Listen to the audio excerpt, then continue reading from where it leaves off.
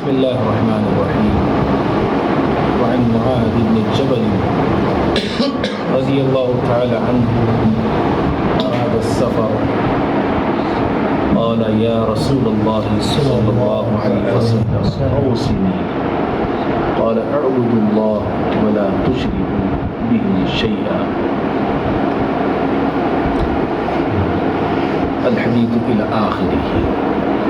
معزز بھائیو، ابن حبان کی ایک حدیث کا حصہ آپ کے سامنے پڑھا گیا ہے. حدیث کے راوی مشہور معروف صحابی معاذ بن جبل رضی اللہ تعالی عنہ. حضرت معاذ رضی اللہ عنہ سفر پہ جا رہے تھے، جانے والے تھے. تو پیارے نبی صلی اللہ علیہ وسلم کے پاس آئے اور آ کے کہنے لگے کہ اللہ کے نبی صلی اللہ علیہ وسلم، میں سفر پہ جانے والا ہوں، اوصینی، مجھے کچھ وصیت کیجیے، کچھ میری رہنمائی کیجیے. ایسی باتیں بتائیے کہ سفر کے بعد زندگی تمام مرتے دم تک ان باتوں پر جمے رہوں، قائم رہوں، جو میری دنیا آخرت کو سنوار دے. ایسے کچھ باتیں مجھے بتائیے. پیارے نبی صلی اللہ علیہ وسلم نے کہا اعبدوا اللہ ولا تشرکوا بہ شیئا، اللہ ہی کی عبادت کرو، اس کے ساتھ کسی کو شریک نہ ٹھہراؤ. صحابی رسول معاذ بن جبل رضی اللہ تعالیٰ عنہ کہنے لگے یا نبی اللہ زدنی، اے اللہ کے نبی صلی اللہ علیہ وسلم اور بھی نصیحت کیجیے. آپ نے فرمایا اذا اسأت فاحسن، اگر کبھی بھی زندگی میں تم سے برائی ہوتی ہے فوراً نیکی کیا کرو. صحابی رسول معاذ بن جبل رضی اللہ تعالیٰ عنہ کہنے لگے یا نبی اللہ زدنی، اے اللہ کے نبی صلی اللہ علیہ وسلم اور بھی نصیحت مجھے کیجیے. آپ نے فرمایا استقیم، جو باتیں میں تمہیں بتایا ہوں دو باتیں ہی، اس پہ قائم رہو، اس پہ جمے رہو، اور قائم رہتے ہوئے ان باتوں پر عمل کرتے ہوئے ایک بات کو نہیں بھولنا. آپ نے کہا اپنے اخلاق کو سنوارو، اپنے اخلاق کو اچھے بناؤ. عشاء کے بعد ہم 3-4 دنوں سے اخلاق کے بارے میں سن رہے تھے. آج بھی یہی درس ہے ہمارا، اخلاق. اس حدیث پہ دیکھیے، غور کیجئے، کتنی جامع باتیں ہمیں معلوم ہوتی ہیں. پہلی بات یہ معلوم ہوتی ہے جب کبھی ہم سفر پہ جاتے ہیں، نصیحت کو لینا، دین کی باتیں ساتھ لے کے جانا اور دین کو اپنے یہ سفر کا توشہ بنانا، یہ ایک مومن کی صفت ہوتی ہے. مومن سفر پہ جاتا ہے، دین کے تقاضوں کو فراموش نہیں کرتا، دین کو نہیں بھولتا ہے، بلکہ سفر میں اسے کام آنے والی چیزیں جیسے اپنے ساتھ وہ رکھتا ہے، پیسہ رکھتا ہے، کپڑے رکھتا ہے، نہ جانے اور جو چیزیں اسے سفر میں فائدہ مند ہیں ان چیزوں کو رکھتا ہے. تو اس سفر میں وہ دین کی باتیں، دین کی نصیحتیں وہ بھی اپنے ساتھ وہ رکھتا ہے. حضرت معاذ رضی اللہ عنہ صحابی رسول ہیں، قرآن کے قاری ہیں، یہ سمجھ رہے نا. وہ آ کے نصیحت طلب کر رہے ہیں اے اللہ کے نبی صلی اللہ علیہ وسلم میں سفر پہ جانے والا ہوں، مجھے آپ کچھ نصیحت کیجیے. دوسری بات دیکھیے اس حدیث میں پیارے نبی صلی اللہ علیہ وسلم نصیحت کون سی کر رہے ہیں اور کسے کر رہے ہیں؟ ہاں بھائی، نصیحت لینے والا کوئی نیا آدمی ہے، ابھی مسلمان ہوا ہے، ابھی شرک سے بچ کے آیا ہوا، ایسا نہیں. اللہ اکبر، مسلمان ہو کے زمانہ ہو گیا ہے، پیارے نبی صلی اللہ علیہ وسلم کی صحبت کا شرف انہیں ملا ہے. آپ صلی اللہ علیہ وسلم کے ساتھ رہنے والے، اٹھنے والے، بیٹھنے والے صحابی ہیں. یہ ان کو نصیحت آپ کر رہے ہیں اعبد اللہ، اللہ ہی کی عبادت کرو، اس کے ساتھ کسی کو شریک نہ کرو. کیا معلوم ہوا؟ یہ توحید یہ ایسی نعمت اور دولت ہے، انسان کتنا بھی پرانا ہو جائے اسلام میں، یہ نصیحت اور یہ دولت اس کے لیے نہیں رہتی ہے، اس کے لیے نہیں ہے ہمیشہ. کیوں؟ آج جس توحید پہ میں قائم ہوں، جس دین پہ قائم ہوں، کل فتنے ایسے آ سکتے ہیں انسان کو ڈگمگا سکتے ہیں وہ فتنے، توحید سے ہٹا سکتے ہیں وہ فتنے، ایمان سے منحرف کر سکتے ہیں وہ فتنے۔ اسی لیے آپ نے کہا کہ دیکھو سفر پہ جا رہے ہو یا سفر پہ نہ بھی جاؤ، کہیں بھی رہو دنیا میں اللہ ہی کی عبادت کرتے رہو۔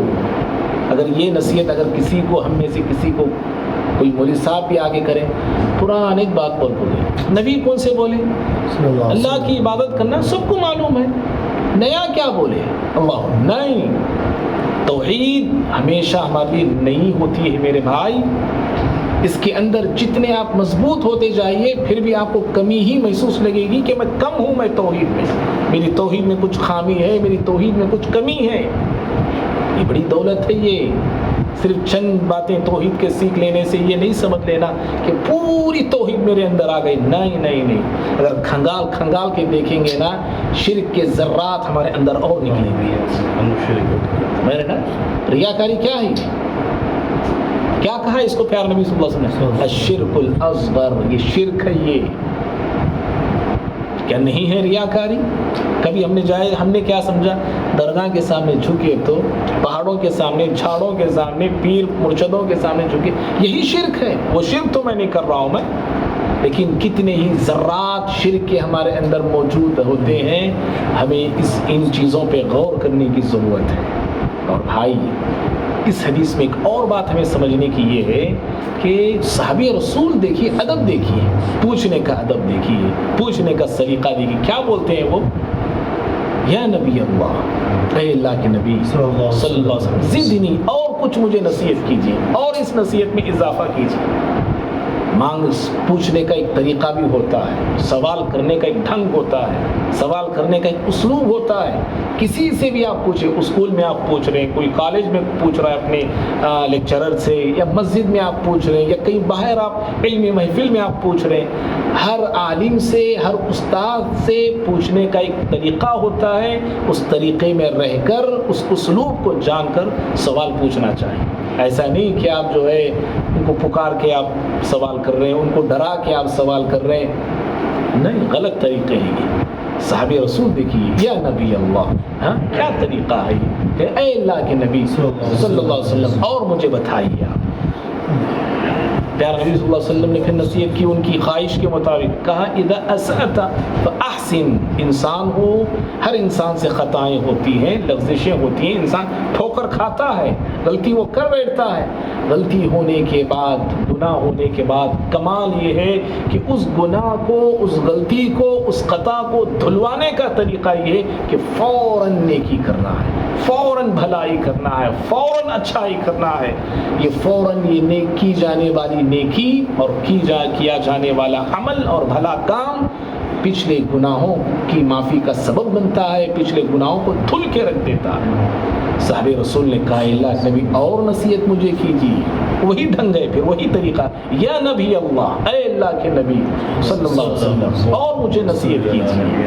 کہا قائم رہو دین پر، جو باتیں سنتے ہو، جتنی باتیں جانتے ہو، استقیم، ان باتوں پہ جمے رہو، ان باتوں پہ قائم رہو۔ کیا مطلب ہے؟ سنتے بہت ہیں، زندگی میں عمل نہیں، کیا مطلب ہے؟ گویا کہ ہم دین پہ قائم نہیں ہیں۔ صرف دین جان لینا کافی نہیں، دین پہ عمل کرنا ضروری ہے۔ اللہ یہ نہیں پوچھے گا مجھ سے، آپ سے جنت میں جانے کے لیے کتنا دین جان کے آئے ہو، کتنی معلومات جمع کر کے آئے ہو، کتنی مرتبہ قرآن ختم کر کے آئے ہو، بخاری تم نے پڑھی کہ نہیں، مسلم تم نے جانی کہ نہیں۔ ہاں یہ سوال ہوگا، علم تم نے کہا، علم کتنا ہے تمہارے پاس؟ جو علم تم جانتے تھے اس علم پہ تم کہاں تک عمل کر، یہ سوال ہونے والا ہے۔ جو علم تمہارے پاس تھا، جتنا تھا، اس علم پہ تم نے کہاں تک عمل کیا، کتنا عمل کیا، یہ اصل ہے۔ یہ دین پہ قائم رہنا ہے۔ جو باتیں، جتنی باتیں میرے آپ کے علم میں ہے، ان باتوں پر عمل کرنا چاہیے۔ اور آخر میں پیارے نبی صلی اللہ علیہ وسلم اخلاق حسنہ کی طرف حضرت معاذ بن جبل رضی اللہ عنہ کی توجہ کراتے ہوئے آپ نے کہا کہ اپنے اخلاق کو سنوارو، اپنے اخلاق پہ نظر رکھو، اپنے اخلاق کو بناؤ اور اپنے اخلاق کو اچھے اور بہتر بنانے کی فکر کرو، کوشش کرو۔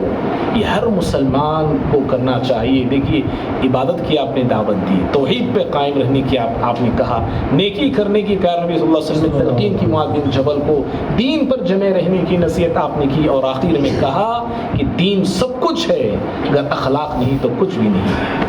آپ توحید والے ہیں، اخلاق نہیں، آپ سے گھٹیا انسان کوئی نہیں۔ آپ بڑی بڑی نیکیاں کر رہے ہیں، اخلاق نہیں، آپ سے برا انسان اور کوئی نہیں۔ دین کا نام لے ہوئے آپ ضرور ہیں، میں دین والا، میں دین پہ چلنے والا، کہہ تو ضرور ہیں، لیکن آپ کے اندر اخلاق نہیں تو دین کا ایک رتی پائی بھی آپ کے پاس نہیں ہے۔ آخر میں آپ نے فرمایا اخلاق کو سنوارو، اخلاق کو بناؤ۔